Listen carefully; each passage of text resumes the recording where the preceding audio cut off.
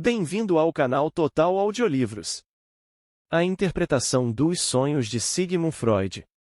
Capítulo 6. C. Os meios de representação nos sonhos. No processo de transformar os pensamentos latentes no conteúdo manifesto de um sonho, vimos dois fatores em ação, a condensação e o deslocamento do sonho. À medida que prosseguirmos em nossa investigação encontraremos, além destes, dois outros determinantes que exercem indubitável influência na escolha do material que terá acesso ao sonho. Primeiramente, porém, mesmo com o risco de parecer que estou interrompendo nosso progresso, gostaria de dar uma olhadela preliminar nos processos envolvidos na efetivação da interpretação de um sonho. Não posso disfarçar de mim mesmo que a maneira mais fácil de tornar claros esses processos de defender sua fidedignidade das críticas seria tomar como amostra algum sonho específico, proceder à sua interpretação, como fiz com o sonho da injeção de Irma em meu segundo capítulo, e, em seguida, reunir os pensamentos oníricos descobertos e reconstruir, a partir deles, o processo por que o sonho foi formado, em outras palavras, completar a análise de um sonho por meio de uma síntese do sonho. De fato, executei essa tarefa, para minha própria orientação, com diversas amostras, mas não posso reproduzi-las aqui, já que estou proibido de fazê-lo por motivos relacionados com a natureza do material psíquico em jogo, motivos que são de muitas espécies e que serão aceitos como válidos por qualquer pessoa sensata. Tais considerações interferiram menos na análise dos sonhos, uma vez que uma análise poderia ser incompleta e, não obstante, conservar seu valor, muito embora penetrasse apenas um pouco na trama do sonho. No caso da síntese de um sonho, porém, não vejo como pode ela ser convincente a menos que seja completa. Eu só poderia dar uma síntese completa de sonhos de pessoas desconhecidas do público leitor. Visto, contudo, que essa condição é preenchida apenas por meus pacientes, que são neuróticos, devo adiar essa parte de minha exposição do assunto até que possa, em outro volume, conduzir a elucidação psicológica das neuroses até um ponto em que ela possa estabelecer contato com nosso tópico atual. Minhas tentativas de estruturar sonhos por síntese a partir dos pensamentos do sonho ensinaram-me que o material que emerge no curso da interpretação não é todo do mesmo valor. Parte dele é composta dos pensamentos oníricos essenciais, ou seja, aqueles que substituem completamente o sonho, e que, se não houvesse censura dos sonhos, seriam suficientes em si mesmos para substituí-lo. A outra parte do material deve ser em geral considerada de menor importância. Tampouco é possível sustentar o ponto de vista de que todos os pensamentos desse segundo tipo tenham tido uma participação na formação do sonho. Pelo contrário, pode haver entre eles associações que se relacionem com acontecimentos ocorridos depois do sonho, entre os momentos do sonho e da interpretação. Essa parte do material inclui todas as vias de ligação que levaram do conteúdo manifesto do sonho aos pensamentos latentes do sonho, bem como as associações intermediárias e de ligação por meio das quais, no decorrer do processo de interpretação, chegamos a descobrir essas vias de ligação. Estamos interessados, aqui, apenas nos pensamentos oníricos essenciais. Estes geralmente emergem como um complexo de ideias e lembranças da mais intricada estrutura possível, com todos os atributos das cadeias de ideias que nos são familiares na vida de vigília. Não raro, são cadeias de ideias que partem de mais de um centro, embora tendo pontos de contato.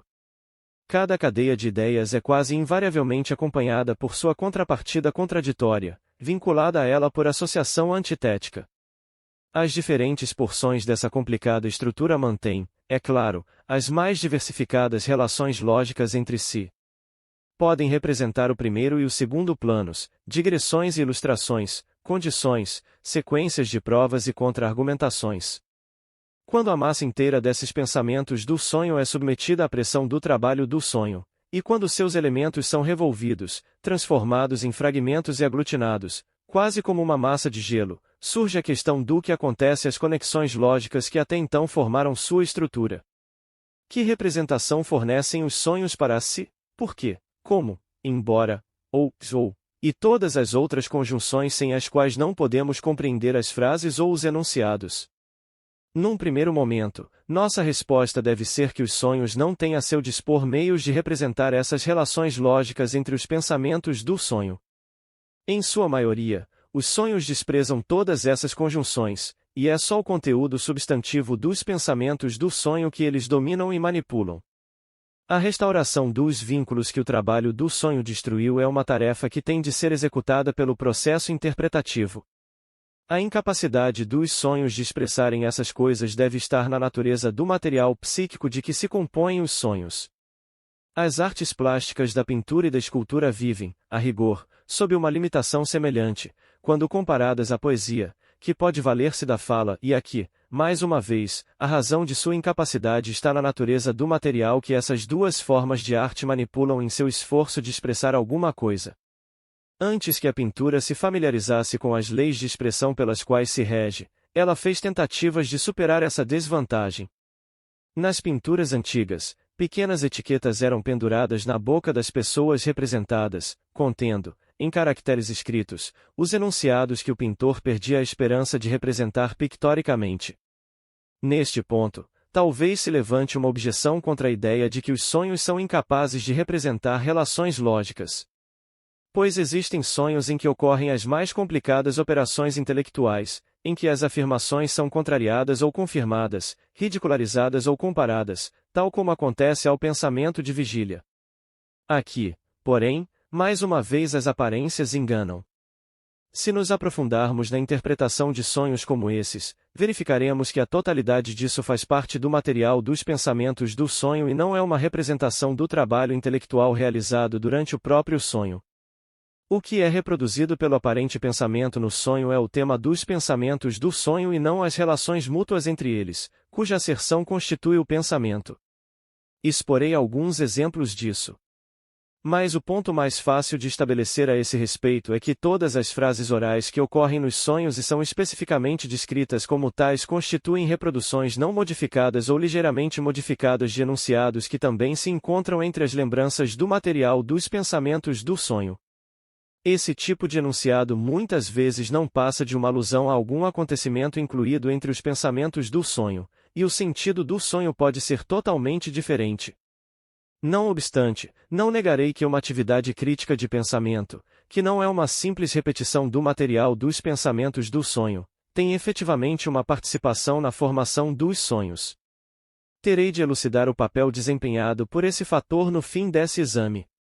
Ficará evidente, então, que essa atividade de pensamento não é produzida pelos pensamentos do sonho, mas pelo próprio sonho, depois de, num certo sentido, já ter sido concluído. Provisoriamente, portanto, é possível dizer que as relações lógicas entre os pensamentos oníricos não recebem nenhuma representação isolada nos sonhos. Por exemplo, quando ocorre uma contradição num sonho, ou ela é uma contradição do próprio sonho ou uma contradição oriunda do tema de um dos pensamentos do sonho. Uma contradição num sonho só pode corresponder a uma contradição entre os pensamentos do sonho de maneira extremamente indireta. Mas, assim como a arte da pintura finalmente encontrou um modo de expressar por outros meios que não as etiquetas balouçantes, pelo menos a intenção das palavras dos personagens representados, afeição, ameaças, advertências e assim por diante, há também um meio possível pelo qual os sonhos podem levar em conta algumas das relações lógicas entre seus pensamentos oníricos, efetuando uma modificação apropriada no método de representação característico dos sonhos. A experiência demonstra que os diferentes sonhos variam muito nesse aspecto. Enquanto alguns sonhos desprezam completamente a sequência lógica de seu material, outros tentam dar uma indicação tão completa quanto possível dela. Ao fazê-lo, os sonhos se afastam ora mais, ora menos amplamente do texto de que dispõem para manipular. Aliás, os sonhos variam de forma semelhante em seu tratamento da sequência cronológica dos pensamentos do sonho, caso tal sequência tenha se estabelecido no inconsciente, como, por exemplo, no sonho da injeção de Irma. Que meios possui o trabalho do sonho para indicar nos pensamentos oníricos essas relações que são tão difíceis de representar? Tentarei enumerá-las uma a uma. Em primeiro lugar, os sonhos levam em conta, de maneira geral, a ligação que inegavelmente existe entre todas as partes dos pensamentos do sonho, combinando todo o material numa única situação ou acontecimento. Eles reproduzem a ligação lógica pela simultaneidade no tempo. Nesse aspecto, agem como o pintor que, num quadro da escola de Atenas ou do Parnaso, representa num único grupo todos os filósofos ou todos os poetas. É verdade que, de fato, eles nunca se reuniram num único salão ou num único cume de montanha, mas certamente formam um grupo no sentido conceitual. Os sonhos levam esse método de reprodução aos menores detalhes. Sempre que nos mostram dois elementos muito próximos, isso garante que existe alguma ligação especialmente estreita entre o que corresponde a eles nos pensamentos do sonho. Da mesma forma, em nosso sistema de escrita, ABA significa que as duas letras devem ser pronunciadas numa única sílaba. Quando se deixa uma lacuna entre o AA e o AB, isso significa que o AA é a última letra de uma palavra e o AB, a primeira da seguinte. Do mesmo modo, as colocações nos sonhos não consistem em partes fortuitas e desconexas do material onírico, mas em partes que são mais ou menos estreitamente ligadas também nos pensamentos do sonho. Para representar relações causais, os sonhos possuem dois procedimentos que são, em essência, os mesmos. Suponhamos que os pensamentos do sonho fossem do seguinte teor: uma vez que isso foi assim e assim, tal e tal estava fadado a acontecer. Nesse caso, o método mais comum de representação seria introduzir a oração subordinada como um sonho introdutório e acrescentar a oração principal como o sonho principal. Se interpretei corretamente, a sequência temporal pode ser invertida. Mas a parte mais extensa do sonho sempre corresponde à oração principal. Uma de minhas pacientes forneceu certa vez um excelente exemplo desse modo de representar a causalidade num sonho, que mais adiante registrarei na íntegra. Consistiu um breve prelúdio e num fragmento muito difuso de sonho que se centralizou, em grau acentuado, num único tema, e poderia ser intitulado A Linguagem das Flores. O sonho introdutório foi o seguinte: ela entrou na cozinha, onde estavam as suas duas empregadas, e repreendeu-as por não terem aprontado sua comidinha. Ao mesmo tempo, ela viu uma enorme quantidade de louça comum de cerâmica, emborcada na cozinha para escorrer, estava amontoada em pilhas. As duas criadas foram buscar água e tiveram de entrar numa espécie de rio que chegava até bem junto da casa ou entrava no quintal. Seguiu-se então o sonho principal, que começava assim: e ela estava descendo de uma elevação sobre algumas paliçadas estranhamente construídas e se sentia contente por seu vestido não ter ficado preso nelas, etc. O sonho introdutório relacionava-se com a casa dos pais da sonhadora. Sem dúvida, ela muitas vezes ouvirá a mãe empregar as palavras que ocorreram no sonho. As pilhas de louças comum provinham de uma modesta loja de ferragens que estava localizada no mesmo prédio. A outra parte do sonho continha uma referência ao pai dela, que sempre corria atrás das empregadas e que acabou contraindo uma doença fatal durante uma inundação. A casa ficava perto da margem de um rio. Assim, o pensamento oculto por trás do sonho introdutório dizia o seguinte: como nasci neste casa, em circunstâncias tão mesquinhas e deprimentes, o sonho principal tomou o mesmo pensamento e apresentou-o numa forma modificada pela realização de desejo, e sou de alta linhagem. Assim, o verdadeiro pensamento subjacente era: como sou de linhagem tão baixa, o curso de minha vida tem sido assim e assim. A divisão de um sonho em duas partes desiguais não significa invariavelmente, até onde posso ver, que exista uma relação causal entre os pensamentos por trás das duas partes. Muitas vezes, é como se o mesmo material fosse representado nos dois sonhos a partir de diferentes pontos de vista. Isso é certamente o que acontece quando uma série de sonhos durante uma noite termina numa emissão ou num orgasmo, uma série em que a necessidade somática encontra o caminho para uma expressão progressivamente mais clara. Ou então os dois sonhos podem ter brotado de centros separados no material onírico, e seu conteúdo pode superpor-se, de modo que o que é o centro num sonho está presente como mera sugestão no outro, e vice-versa. Todavia, em certo número de sonhos, uma divisão em um sonho preliminar mais curto e uma sequência longa significa, de fato, que há uma relação causal entre as duas partes. O outro método de representar uma relação causal adapta-se ao material menos extenso e consiste na transformação de uma imagem do sonho, seja ela de uma pessoa ou de uma coisa, em outra. A existência de uma relação causal só deve ser levada a sério se a transformação realmente ocorrer diante de nossos olhos, e não se apenas notarmos que uma coisa apareceu no lugar de outra. Afirmei que os dois métodos de representar uma relação causal eram essencialmente os mesmos. Em ambos os casos a causação é representada pela sequência temporal, num deles, por uma sequência de sonhos, e no outro, pela transformação direta de uma imagem em outra. Na grande maioria dos casos, cabe confessar, a relação causal não é, em absoluto, representada, mas se perde na confusão de elementos que inevitavelmente ocorre no processo do sonhar. A alternativa ou a não pode ser expressa em sonhos, seja de que maneira for, ambas as alternativas costumam ser inseridas no texto do sonho como se fossem igualmente válidas. O sonho da injeção de Irma contém um exemplo clássico disso. Seus pensamentos latentes diziam nitidamente: não sou responsável pela persistência das dores de Irma, a responsabilidade está ou na resistência dela a aceitar minha solução, ou nas condições sexuais desfavoráveis em que ela vive e que eu não posso alterar, ou no fato de que suas dores de modo algum são histéricas, mas de natureza orgânica. O sonho, por outro lado, preencheu todas essas possibilidades, que eram quase mutuamente exclusivas, e não hesitou em acrescentar uma quarta solução, baseada no desejo do sonho. Após interpretar o sonho, procedi à inserção do a ou a no contexto dos pensamentos do sonho.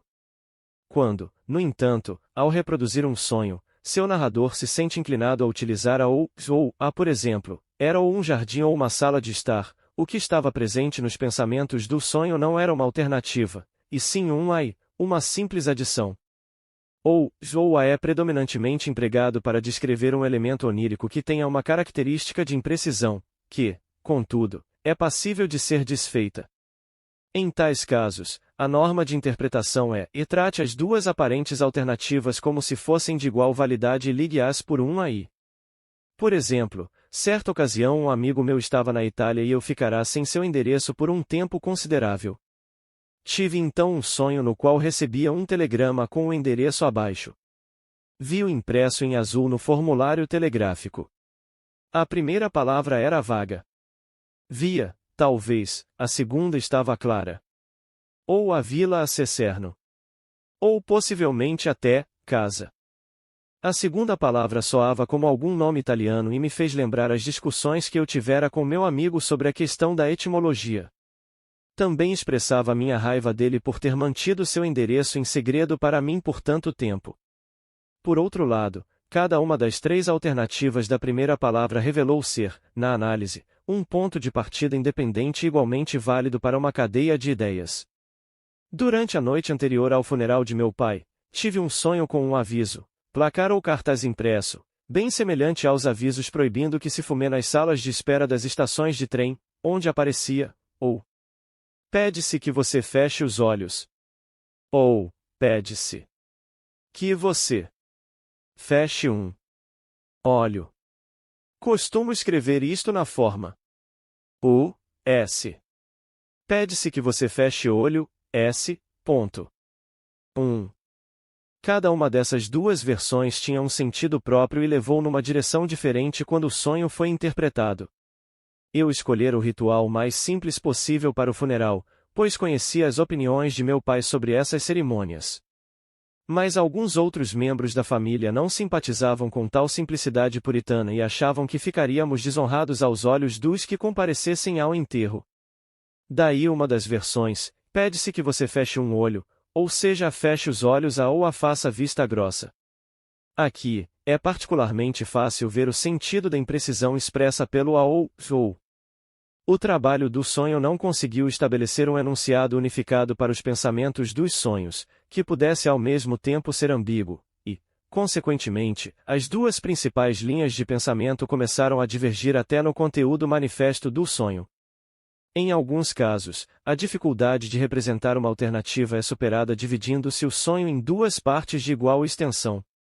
A maneira como os sonhos tratam a categoria dos contrários e dos contraditórios é altamente digna de nota. Ela é simplesmente desconsiderada. O anão parece existir no que diz respeito aos sonhos.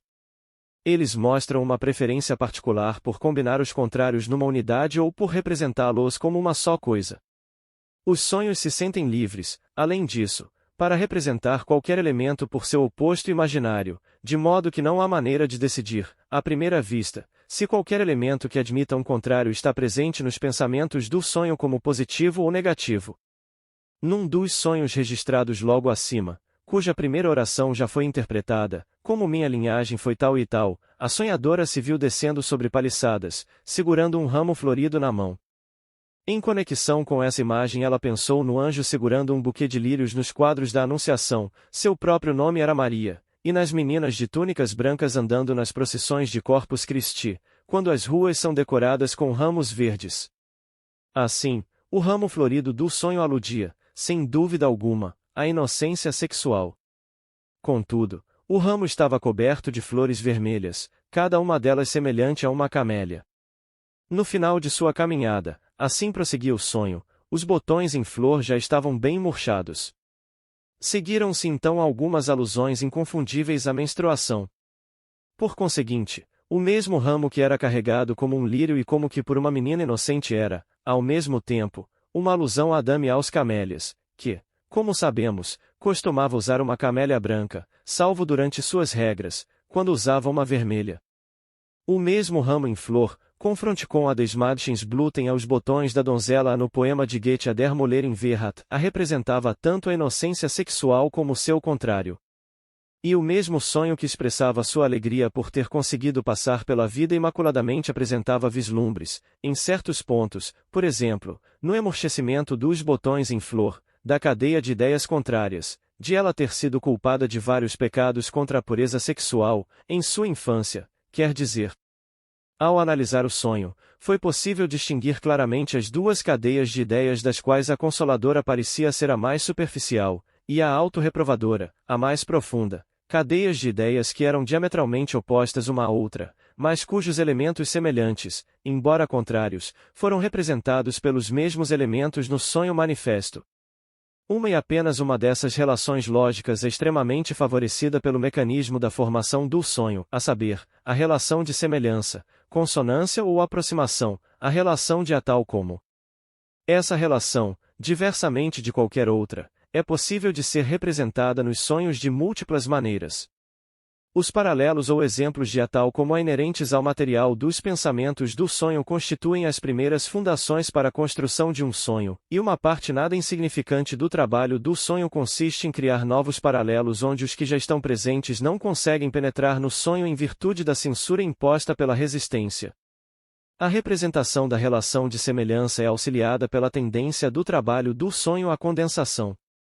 A semelhança, a consonância, a posse de atributos comuns, tudo isso é representado nos sonhos pela unificação, que pode já estar presente no material dos pensamentos do sonho ou pode ser novamente construída. A primeira dessas possibilidades pode ser descrita como a identificação, e a segunda, como a composição. A identificação é empregada quando se trata de pessoas, a composição, quando as coisas são o material da unificação. Não obstante, a composição também pode aplicar-se às pessoas. As localidades são frequentemente tratadas como pessoas. Na identificação, apenas uma das pessoas ligadas por um elemento comum consegue ser representada no conteúdo manifesto do sonho, enquanto a segunda ou as demais pessoas parecem ser suprimidas dele. Mas essa figura encobridora única aparece no sonho em todas as relações e situações que se aplicam quer a ela, quer às figuras que ela encobre. Na composição, quando esta se estende às pessoas, a imagem onírica contém traços que são peculiares a uma ou outra das pessoas em causa, mas não comuns a elas, de modo que a combinação desses traços leva ao aparecimento de uma nova unidade, uma figura composta. O processo efetivo de composição pode ser realizado de várias maneiras. Por um lado, a figura onírica pode ter o nome de uma das pessoas que com ela se relacionam, em cujo caso simplesmente sabemos diretamente, de maneira análoga a nosso conhecimento de vigília, que esta ou aquela pessoa é visada, enquanto seus traços visuais podem pertencer a outra pessoa. Ou, por outro lado, a própria imagem onírica pode ser composta de traços visuais pertencentes, na realidade, em parte a uma pessoa e em parte a outra. Ou, ainda, a participação da segunda pessoa na imagem onírica pode estar não em seus traços visuais, mas nos gestos que atribuímos a ela, nas palavras que a fazemos pronunciar, ou na situação em que a colocamos. Nesse último caso, a distinção entre a identificação e a construção de uma figura composta começa a perder sua nitidez. Mas é também possível que a formação de uma figura composta dessa natureza seja mal sucedida. Quando isso ocorre, a cena no sonho é atribuída a uma das pessoas em causa, enquanto a outra, e, em geral, a mais importante, aparece como uma figura concomitante, sem qualquer outra função. O sonhador pode descrever essa posição numa frase como: "E minha mãe também estava lá." Stel. Um elemento dessa espécie no conteúdo do sonho pode ser comparado aos determinantes empregados na escrita hieroglífica, que não visam a ser pronunciados, servindo meramente para elucidar outros sinais. O elemento comum que justifica, ou, antes, causa a combinação das duas pessoas pode ser representado no sonho ou omitido dele. Em geral, a identificação ou construção de uma pessoa composta se dá exatamente para fins de evitar a representação do elemento comum. Em vez de dizer, A tem sentimentos hostis para comigo, e o mesmo ocorre com B, formo uma figura composta por A e B no sonho, ou imagino-a executando um ato de alguma outra natureza, que é característico de B. A figura onírica assim construída aparece no sonho num contexto inteiramente novo, e o fato de ela representar tanto A como B justifica minha inserção no ponto apropriado do sonho do elemento que é comum a ambos, a saber, uma atitude hostil para comigo. Muitas vezes, é possível chegar dessa maneira a um volume notável de condensação no conteúdo de um sonho, poupo-me a necessidade de fornecer uma representação direta de circunstâncias muito complicadas relativas a uma dada pessoa, se puder encontrar outra pessoa a quem alguma dessas circunstâncias se apliquem igualmente. É também fácil ver o quanto esse método de representação por meio da identificação pode servir bem para se fugir à censura causada pela resistência, que impõe condições tão severas ao trabalho do sonho. Aquilo a que a censura faz objeção pode estar precisamente em certas representações que, no material dos pensamentos do sonho, estão ligadas a uma pessoa específica. Assim, passo a procurar uma segunda pessoa que também esteja ligada ao material objetável, mas apenas a uma parte dele. O contato entre as duas pessoas nesse aspecto censurável justifica então minha construção de uma figura composta caracterizada por traços irrelevantes oriundos de ambas. Essa figura, obtida por identificação ou por composição, fica então admissível ao conteúdo do sonho, sem censura, e assim, utilizando a condensação do sonho, atendi às reivindicações da censura onírica. Quando um elemento comum entre duas pessoas é representado num sonho, isso costuma ser uma sugestão para que procuremos outro elemento comum oculto cuja representação tenha sido impossibilitada pela censura. Fez-se deslocamento no tocante ao elemento comum para, por assim dizer, facilitar sua representação. O fato de a figura composta aparecer no sonho com um elemento comum irrelevante leva-nos a concluir que outro elemento comum, longe de ser indiferente, está presente nos pensamentos do sonho. Portanto, a identificação ou a produção de figuras compostas serve a várias finalidades nos sonhos, que em primeiro lugar, para representar um elemento comum a duas pessoas, em segundo, para representar um elemento comum deslocado, e, em terceiro, também para expressar um elemento comum meramente imaginário. Visto que desejar que duas pessoas tivessem um elemento comum muitas vezes coincide com a troca de uma pela outra, esta segunda relação também se expressa nos sonhos por meio da identificação. No sonho da injeção de Irma, eu desejava trocá-la por outra paciente, ou seja, desejava que a outra mulher pudesse ser minha paciente, tal como Irma. O sonho levou esse desejo em conta, mostrando-me uma pessoa que se chamava Irma, mas que era examinada numa posição em que eu só havia tido oportunidade de ver a outra mulher. No sonho com meu tio, uma troca dessa natureza tornou-se o ponto central, e eu me identifiquei com o ministro, não tratando nem julgando meus colegas melhor do que ele o fez. É minha experiência, e uma experiência para a qual não encontrei nenhuma exceção, que todo sonho versa sobre o próprio sonhador. Os sonhos são inteiramente egoístas. Sempre que meu próprio ego não aparece no conteúdo do sonho, mas somente alguma pessoa estranha, posso presumir com segurança que meu próprio ego está oculto. Por identificação, por trás dessa outra pessoa, posso inserir meu ego no contexto. Em outras ocasiões, quando meu próprio ego de fato aparece no sonho, a situação em que isso ocorre pode ensinar-me que alguma outra pessoa jaz oculta, por identificação, por trás de meu ego. Nesse caso, o sonho me alertaria a transferir para mim mesmo, ao interpretá-lo, o elemento comum oculto ligado a essa outra pessoa. Há também sonhos em que meu ego aparece juntamente com outras pessoas que, uma vez desfeita a identificação, revelam-se mais uma vez como meu ego. Essas identificações então me possibilitariam pôr em contato com meu ego certas representações cuja aceitação fora proibida pela censura. Assim, meu ego pode ser representado num sonho várias vezes, ora diretamente, ora por meio da identificação com pessoas estranhas. Por meio de várias dessas identificações torna-se possível condensar um volume extraordinário de material do pensamento. O fato de o ego do próprio sonhador aparecer num sonho várias vezes, ou de várias formas, não é, no fundo, mais marcante do que o fato de o ego estar contido num pensamento consciente várias vezes ou em diferentes lugares ou contextos, por exemplo, na frase "a quando eu penso em como eu fui uma criança sadia". As identificações no caso de nomes próprios de localidades se desfazem ainda mais facilmente do que no caso de pessoas, já que aqui não há interferência por parte do ego, que ocupa um lugar tão dominante nos sonhos. Num de meus sonhos sobre Roma, o lugar em que me encontrava chamava-se Roma, mas eu ficava atônito com a quantidade de cartazes em alemão na esquina de uma rua. Esse segundo ponto era uma realização de desejo, que imediatamente me fez pensar em Praga, e o próprio desejo talvez datasse de uma fase nacionalista alemã pela qual passei durante minha juventude, mas que depois superei. Na ocasião em que tive o sonho, havia uma perspectiva de eu encontrar meu amigo Flies em Praga, de modo que a identificação de Roma e Praga pode ser explicada como um elemento desejante comum, e eu preferiria encontrar meu amigo em Roma e gostaria de trocar Praga por Roma para fins desse encontro. A possibilidade de criar estruturas compostas destaca-se como a mais importante entre as características que tantas vezes emprestam aos sonhos uma aparência fantástica, pois introduz no conteúdo dos sonhos elementos que nunca poderiam ter sido objetos de percepção real. O processo psíquico de construir imagens compostas nos sonhos, evidentemente, o mesmo de quando imaginamos ou retratamos um centauro ou um dragão na vida de vigília. A única diferença é que a que determina a produção da figura imaginária na vida de vigília é a impressão que a própria nova estrutura pretende causar, ao passo que a formação da estrutura composta num sonho é determinada por um fator estranho à sua forma real, a saber, o elemento comum nos pensamentos do sonho.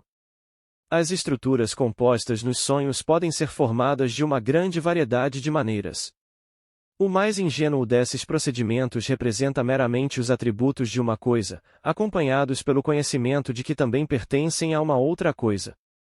Uma técnica mais elaborada combina os traços de ambos os objetos numa nova imagem e, ao proceder assim, utiliza com habilidade quaisquer semelhanças que os dois objetos acaso possuam na realidade. A nova estrutura pode aparecer inteiramente absurda ou causar-nos a impressão de um sucesso imaginativo, conforme o material e a habilidade com que seja aglutinada. Quando os objetos a serem condensados numa só unidade são por demais incongruentes, o trabalho do sonho muitas vezes se contenta em criar uma estrutura composta com um núcleo relativamente distinto, acompanhando por diversos traços menos distintos. Nesse caso, é possível dizer que o processo de unificação numa imagem única falhou. As duas representações se superpõem e produzem algo da ordem de uma competição entre as duas imagens visuais.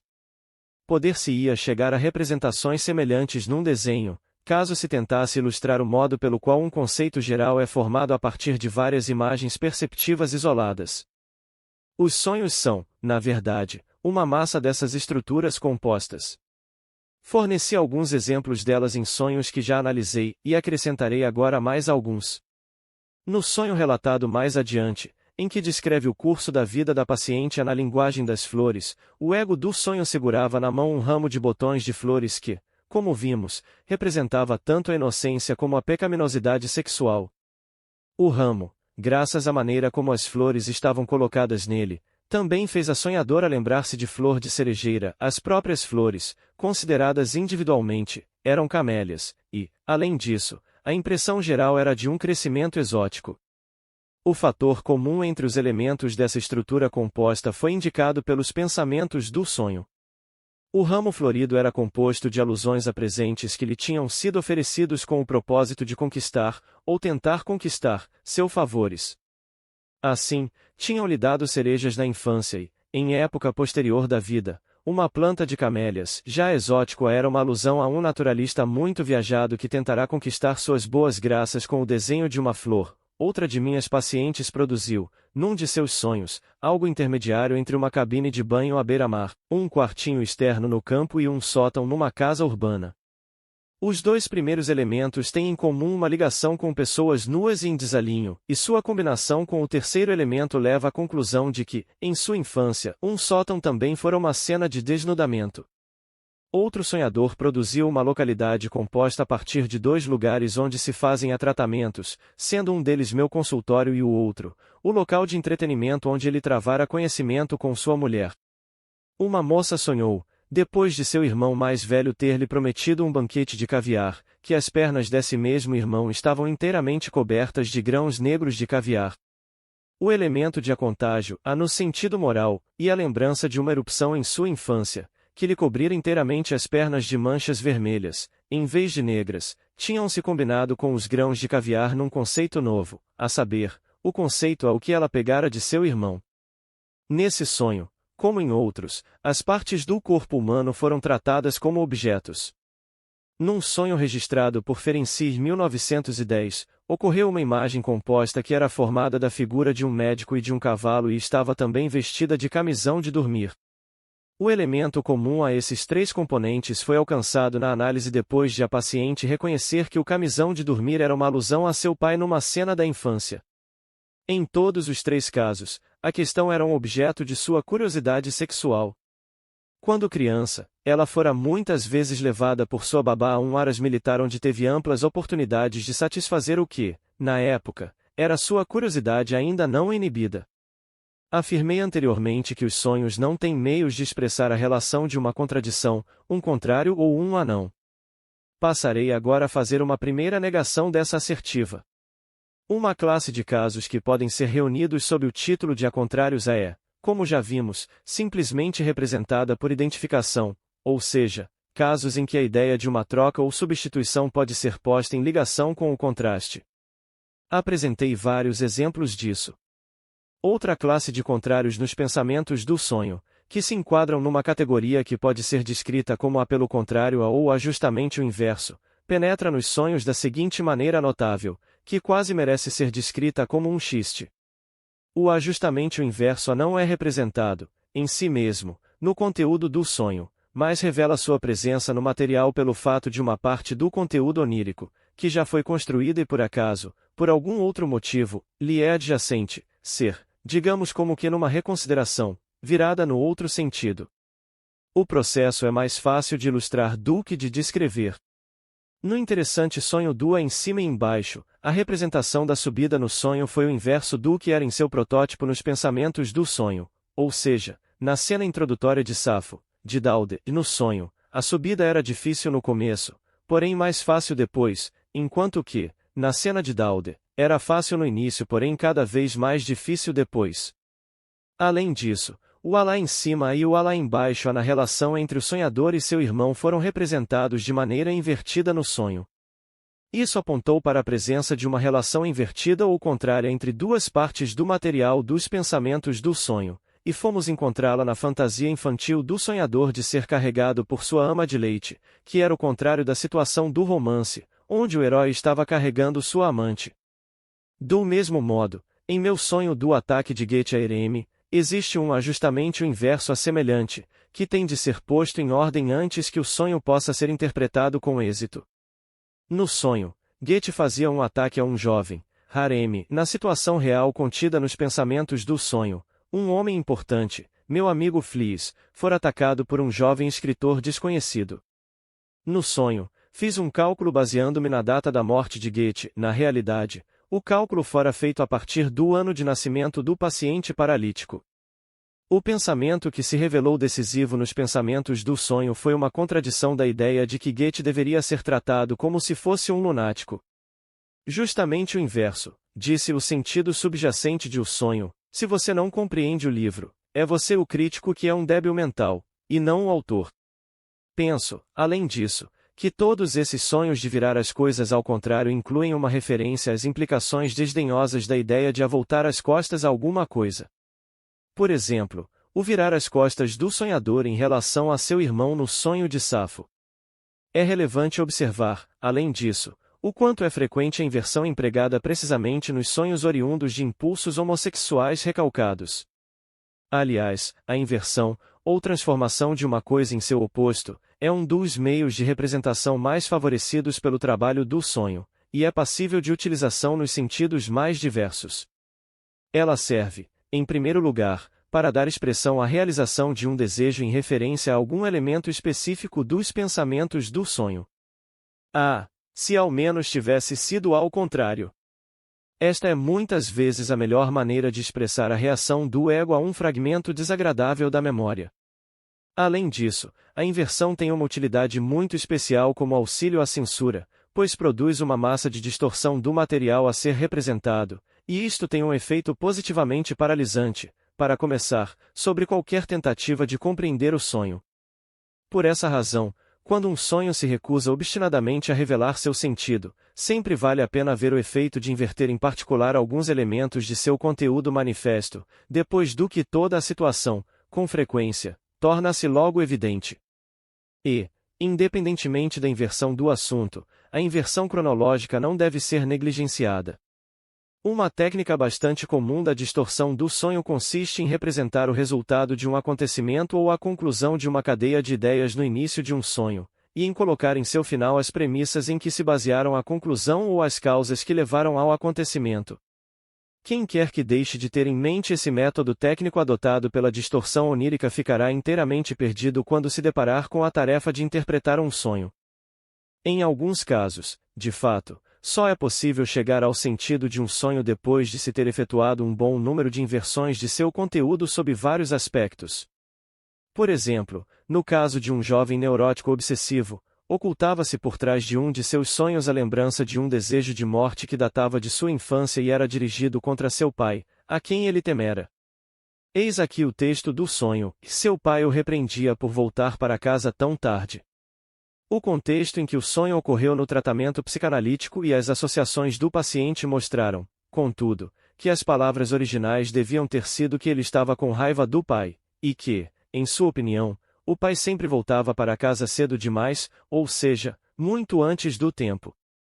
Ele teria preferido que o pai não voltasse para casa em absoluto, e isso era a mesma coisa que um desejo de morte contra o pai. E isso porque, quando muito pequeno, no decorrer da ausência temporária do pai, ele fora culpado de um ato de agressão sexual contra alguém e, como punição, fora ameaçado com estas palavras: que espere só até seu pai voltar. Se desejarmos levar mais avante nosso estudo das relações entre o conteúdo do sonho e os pensamentos do sonho, o melhor plano será tomar os próprios sonhos como nosso ponto de partida e considerar o que certas características formais do método de representação nos sonhos significam em relação aos pensamentos subjacentes a elas. As mais destacadas dentre essas características formais, que não podem deixar de nos impressionar nos sonhos, são as diferenças de intensidade sensorial entre imagens oníricas específicas e as diferenças na nitidez de certas partes dos sonhos ou de sonhos inteiros quando comparados entre si. As diferenças de intensidade entre imagens oníricas específicas abrangem toda a gama que se estende desde uma nitidez de definição que nos sentimos inclinados, sem dúvida injustificamente, a considerar como maior do que a da realidade, e um irritante caráter vago que declaramos ser característico dos sonhos, porque não é inteiramente comparável a nenhum grau de indistinção que jamais percebemos nos objetos reais. Além disso, em geral descrevemos uma impressão que tenhamos de um objeto indistinto num sonho como a fugaz, enquanto sentimos que as imagens oníricas que são mais nítidas foram percebidas por uma extensão considerável de tempo. Surge então a questão de investigar, no material dos pensamentos do sonho, o que é que determina essas diferenças na nitidez das partes específicas do conteúdo de um sonho. Devemos começar por contrariar certas expectativas que quase inevitavelmente se apresentam. Como o material de um sonho pode incluir sensações reais experimentadas durante o sono, é provável que se presuma que estas, ou os elementos do sonho delas oriundos, recebem destaque no conteúdo do sonho, aparecendo com intensidade especial ou, de forma inversa, que o que quer que seja muito especialmente nítido num sonho pode ser rastreado até sensações reais durante o sono. Em minha experiência, porém, isso nunca foi confirmado. Não se constata que os elementos de um sonho derivados de impressões reais no decorrer do sono, ou seja, de estímulos nervosos, se distingam, por sua nitidez, de outros elementos que surjam de lembranças. O fator da realidade não tem importância alguma na determinação da intensidade das imagens oníricas. Do mesmo modo, poder-se-ia esperar que a intensidade sensorial, ou seja, a nitidez, das imagens oníricas específicas estivesse relacionada com a intensidade psíquica dos elementos nos pensamentos oníricos correspondentes a elas. Nestes últimos, a intensidade psíquica coincide com o valor psíquico. Os elementos mais intensos são também os mais importantes, os que formam o ponto central dos pensamentos do sonho. Sabemos, é verdade, que são estes precisamente os elementos que, em virtude da censura, em geral não conseguem penetrar no conteúdo do sonho. Não obstante, é bem possível que seus derivados imediatos, que os representam no sonho, tivessem um grau mais elevado de intensidade, sem por isso constituir, necessariamente, o centro do sonho. Mas também essa expectativa é frustrada pelo estudo comparativo dos sonhos e do material de que derivam. A intensidade dos elementos de um não tem nenhuma relação com a intensidade dos elementos do outro. O fato é que ocorre uma completa transposição de todos os valores psíquicos na expressão de Nietzsche entre o material dos pensamentos oníricos e o sonho. Muitas vezes, um derivado direto daquilo que ocupa uma posição dominante nos pensamentos do sonho só pode ser descoberto, precisamente, em algum elemento transitório do sonho, que é muito ofuscado por imagens mais poderosas. A intensidade dos elementos de um sonho mostra ter uma outra determinação, e por dois fatores independentes. Em primeiro lugar, é fácil ver que os elementos pelos quais a realização de desejo se expressa são representados com especial intensidade. E, em segundo, a análise mostra que os elementos mais nítidos de um sonho constituem o ponto de partida das mais numerosas cadeias de ideias, que os elementos mais nítidos são também aqueles que possuem o maior número de determinantes. Não alteraremos o sentido dessa asserção de base empírica se enunciarmos nestes termos, e a intensidade máxima é exibida pelos elementos de um sonho em cuja formação se despendeu o maior volume de condensação. Podemos esperar que eventualmente venha a ser possível expressar esse determinante ou outro, isto é, a relação com a realização de desejo, numa única fórmula. O problema de que acabo de tratar, as causas da maior ou menor intensidade ou clareza de certos elementos de um sonho, não deve ser confundido com outro problema, que se relaciona com a clareza variável de sonhos inteiros ou de partes de sonhos. No primeiro caso, a clareza contrasta com a indeterminação, mas, no segundo, contrasta com a confusão. Não obstante, não se pode duvidar de que o aumento e a redução das qualidades nessas duas escalas correm paralelamente. Uma parte de um sonho que nos pareça clara geralmente conterá elementos intensos. Um sonho obscuro, por outro lado, é composto de elementos de pequena intensidade. Todavia, o problema apresentado pela escala que se estende desde o que é aparentemente claro até o que é obscuro e confuso é muito mais complicado do que o problema dos graus variáveis de nitidez dos elementos do sonho. Realmente, por motivos que surgirão depois, o primeiro desses problemas ainda não pode ser examinado. Em alguns casos, verificamos, para nossa surpresa, que a impressão de clareza ou indistinção fornecida por um sonho não tem absolutamente nenhuma relação com a constituição do próprio sonho, mas decorre do material dos pensamentos oníricos e é parte integrante dele. Assim, lembro-me de um sonho que me causou a impressão, quando acordei, de ser tão particularmente bem construído, impecável e claro que, ainda meio tonto de sono, pensei em introduzir uma nova categoria de sonhos que não estariam sujeitos aos mecanismos de condensação e deslocamento, mas deveriam ser descritos como a fantasias durante o sono. Um exame mais atento provou que essa raridade entre os sonhos exibia em sua estrutura as mesmas lacunas e os mesmos defeitos de qualquer outro, e, por essa razão, abandonei a categoria de fantasias oníricas. O conteúdo do sonho, uma vez obtido, representou-me expondo a meu amigo Flies uma teoria difícil e há muito buscada sobre a bissexualidade, e o poder de realização de desejos do sonho era responsável por considerarmos essa teoria, que, aliás, não foi fornecida no sonho, como clara e impecável. Assim, o que eu tomara por um julgamento sobre o sonho concluído era, na realidade, uma parte, e a rigor a parte essencial, do conteúdo do sonho.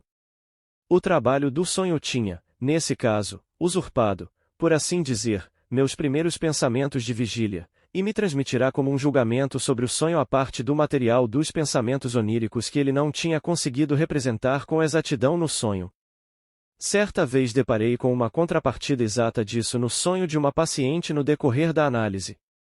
De início, ela se recusou inteiramente a contá-lo a mim, porque era muito indistinto e confuso. Finalmente, em meio a repetidos protestos de que não tinha nenhuma certeza de que seu relato fosse correto, ela me informou que várias pessoas tinham entrado no sonho, ela própria, o marido e o pai, e que era como se ela não soubesse se seu marido era seu pai, ou quem era seu pai, ou algo dessa espécie. Esse sonho, considerado juntamente com suas associações durante a sessão analítica, mostrou, sem dúvida, que se tratava da história algo comum da criada que era obrigada a confessar que estava esperando um bebê, mas estava incerta quanto a quem era realmente o pai da criança. Logo, também nesse caso, a falta de clareza exibida pelo sonho era parte do material que a instigara, ou seja, parte desse material estava representada na forma do sonho. A forma de um sonho, ou a forma como é sonhado, é empregada, com surpreendente frequência, para representar seu tema oculto. As explicações a respeito de um sonho ou os comentários aparentemente inocentes a seu respeito servem, muitas vezes, para disfarçar da maneira mais sutil parte do que foi sonhado, embora, de fato, traindo-a. Por exemplo, um sonhador comentou que, num dado ponto, o sonho tinha sido lavado, aí a análise levou a uma lembrança infantil de ele escutar alguém se limpando depois de defecar. Ou temos aqui outro exemplo que merece ser registrado com pormenores. Um rapaz teve um sonho muito claro que o fez recordar-se de algumas fantasias de sua meninice que haviam permanecido conscientes. Sonhou que era noite e que ele se encontrava num hotel, numa estação de veraneio. Confundiu o número de seu quarto e entrou num outro em que uma mulher madura e suas duas filhas estavam se despindo para dormir. Prosseguiu ele, e aqui existem umas lacunas no sonho, alguma coisa está faltando. Finalmente, havia um homem no quarto que tentou me expulsar, e eu tive de entrar numa luta com ele. O sonhador fez esforços inúteis para recordar a essência e o tema da fantasia infantil a que o sonho evidentemente fazia alusão, até que, por fim, surgiu a verdade de que aquilo que ele estava procurando já se encontrava em seu poder, em seu comentário sobre a parte obscura do sonho. As lacunas eram os orifícios genitais das mulheres que estavam indo dormir, e alguma coisa está faltando descrevia o espectro principal dos órgãos genitais femininos. Quando o rapaz, ele tivera uma ardente curiosidade de ver os órgãos genitais de uma mulher e estivera inclinado a sustentar a teoria sexual infantil segundo a qual as mulheres possuem órgãos masculinos. Uma lembrança análoga de outro sonhador assumiu uma forma muito semelhante. Ele sonhou o seguinte: eu estava entrando no restaurante Volksgarten com a senhorita K. Surgiu então um pedaço obscuro, uma interrupção, que em seguida, vi-me no salão de um bordel, onde vi 2 ou 3 mulheres, uma delas de combinação e calcinhas. Análise: a senhorita K. era filha de seu antigo chefe, e, como ele próprio admitiu, uma irmã substituta para ele. O rapaz raramente tivera a oportunidade de conversar com ela, mas, certa ocasião, tiveram uma conversa em que foi exatamente como se tivéssemos tomado consciência de nosso sexo, como se eu devesse dizer eu sou um homem e você é uma mulher. Apenas uma vez ele estivera no restaurante em questão, com a irmã de seu cunhado, uma moça que nada significa para ele. Outra vez, fora com um grupo de 3 senhoras até a entrada do mesmo restaurante. Essas damas eram sua irmã, sua cunhada e a irmã do cunhado que acabamos de mencionar. Todas elas lhe eram altamente indiferentes, mas todas 3 se enquadravam na categoria de irmãs. Raras vezes ele visitará um bordel, apenas 2 ou 3 vezes na vida. A interpretação baseou-se no pedaço obscuro e na interrupção do sonho, e propôs uma visão de que, em sua curiosidade infantil, ele havia ocasionalmente inspecionado, mesmo que só raras vezes, os órgãos genitais de uma irmã alguns anos mais nova que ele. Alguns dias depois, ele teve uma lembrança consciente do mal feito a que o sonho aludira. O conteúdo de todos os sonhos que ocorrem na mesma noite faz parte do mesmo todo, o fato de estarem divididos em várias sessões, bem como o agrupamento e número dessas sessões, tudo isso tem sentido e pode ser encarado como uma informação proveniente dos pensamentos latentes do sonho. Ao interpretar sonhos que consistam em várias sessões principais ou, em geral, sonhos que ocorram durante a mesma noite, não se deve desprezar a possibilidade de que os sonhos separados e sucessivos dessa natureza tenham o mesmo sentido e possam estar dando expressão aos mesmos impulsos em material diferente.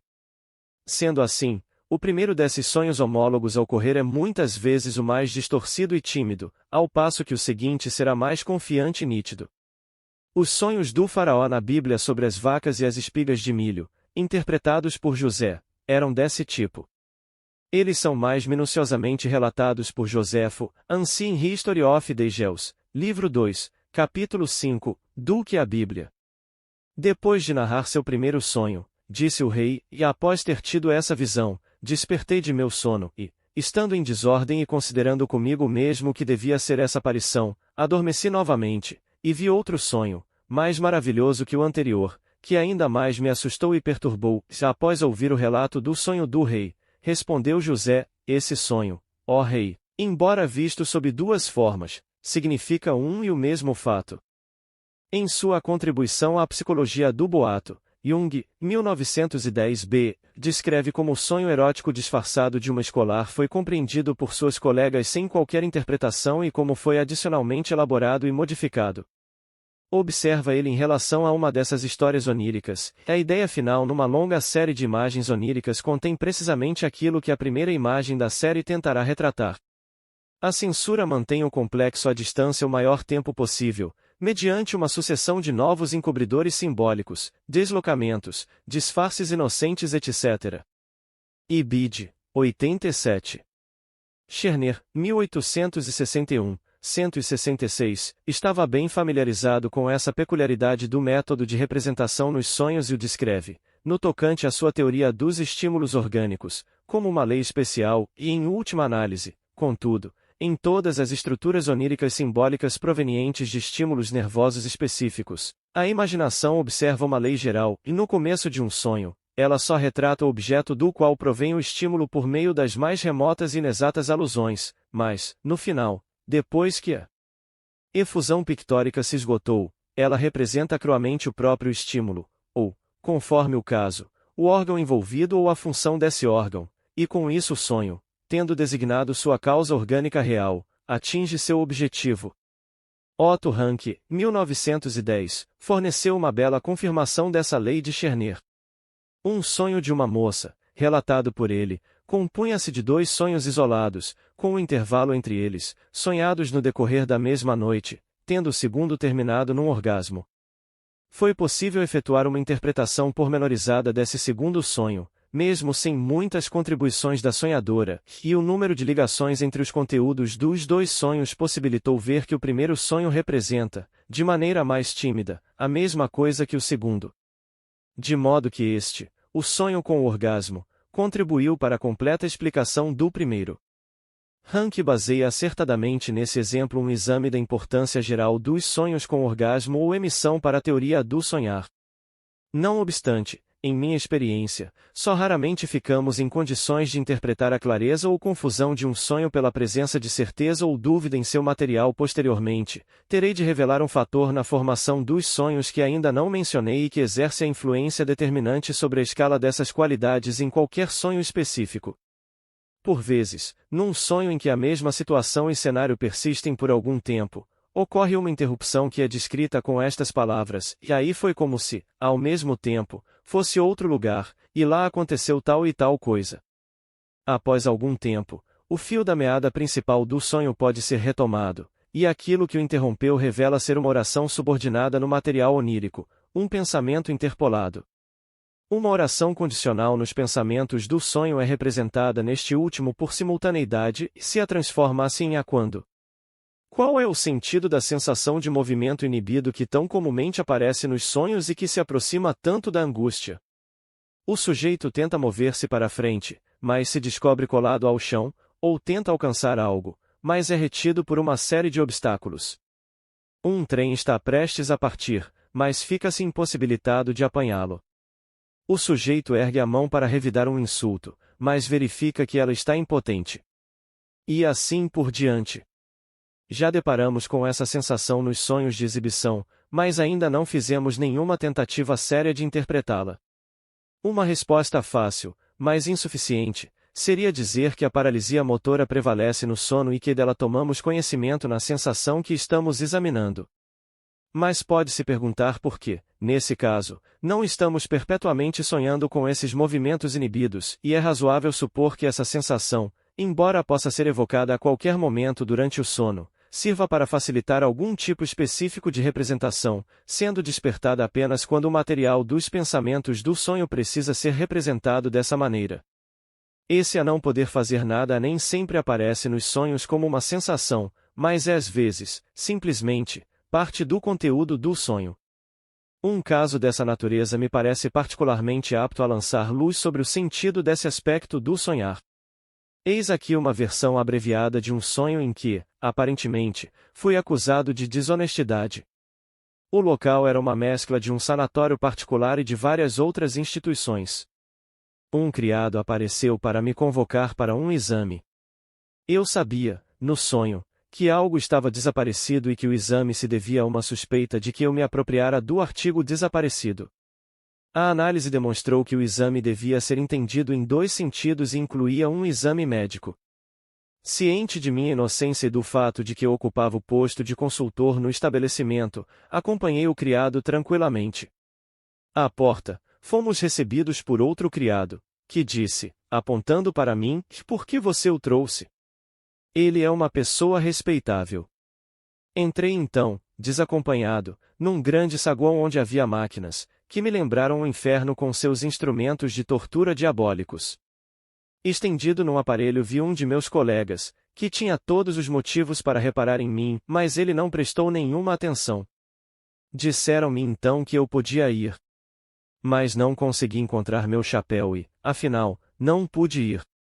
A realização de desejo do sonho estava, evidentemente, em eu ser reconhecido como um homem honesto e informado de que podia ir embora. Devia haver, portanto, toda a sorte de material nos pensamentos do sonho contendo uma contradição disso. O fato de eu poder ir embora era um sinal de minha absolvição. Por conseguinte, se aconteceu algo no final do sonho que me impediu de ir, parece plausível supor que o material suprimido que continha a contradição se estivesse fazendo sentir naquele ponto. O fato de eu não conseguir encontrar meu chapéu significava, portanto, e afinal de contas, o senhor não é um homem honesto.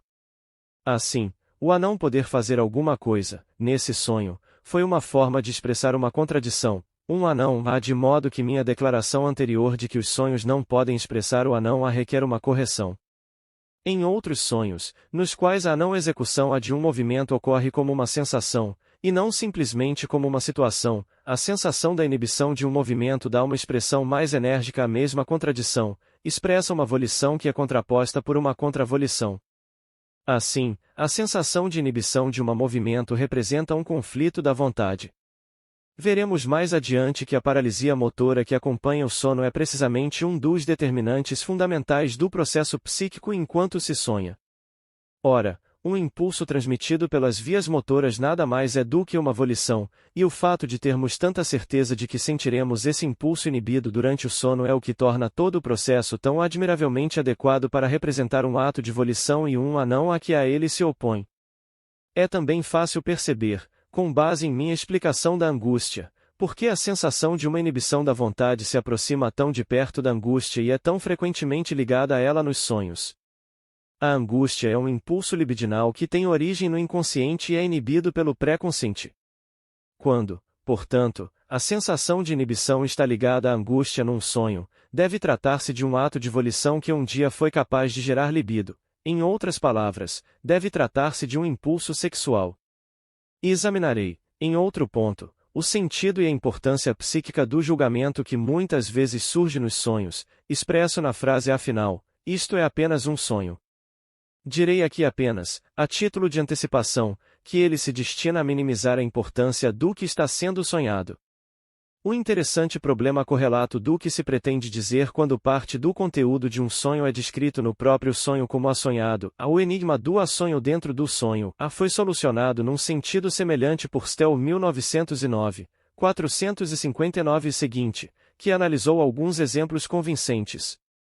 A intenção é, mais uma vez, minimizar a importância do que é sonhado no sonho, retirar-lhe sua realidade. O que é sonhado num sonho, depois que se acorda do sonho dentro do sonho, é o que o desejo do sonho procura colocar no lugar de uma realidade obliterada. É seguro supor, então, que o que foi assonhado no sonho é uma representação da realidade, a verdadeira lembrança, ao passo que a continuação do sonho, pelo contrário, meramente representa o que o sonhador deseja. Incluir algo num sonho dentro do sonho equivale, assim, a desejar que a coisa descrita como sonho nunca tivesse acontecido. Em outras palavras, quando um evento específico é inserido num sonho como sonho pelo próprio trabalho do sonho, isso implica a mais firme confirmação da realidade do evento, sua afirmação mais forte. O trabalho do sonho se serve do sonhar como forma de repúdio, confirmando assim a descoberta de que os sonhos são realizações de desejos. Obrigado por visitar o canal Total Audiolivros.